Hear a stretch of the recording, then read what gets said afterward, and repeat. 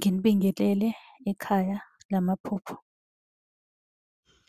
Uma umusha la ekhaya sicela ukuthi ushaye u-subscribe ukuze ngokulandelayo ungaphuthelwa uma sifaka ividiyo.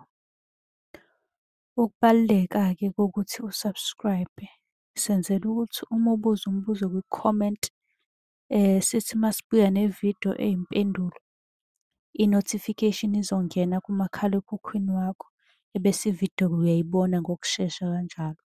Kanti uma unga-subscribe-ile angeke uze ubone nhlobo ukuthi cha impendulo usuyitholile. Ngakho-ke uma unombuzo buza kwi-comment sizokwenzela ividiyo.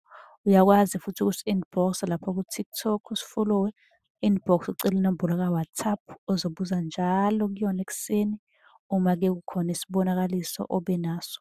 Nokubaluleka nje kokuthi-ke uwazi ukuthi ngabe lokho osuke ukuphuphile kubika ukuthini.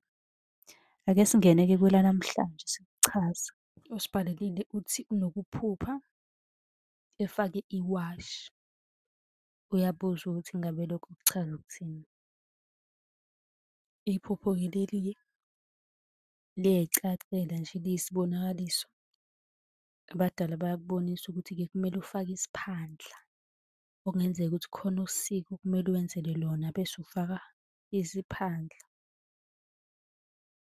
Kanti-ke lapha ku-TikTok ku-YouTube kunamavidiyo amaningi achaze kakhulu. Ungaya uyo-subscribe-a usi-follow-we nalapha ku-TikTok.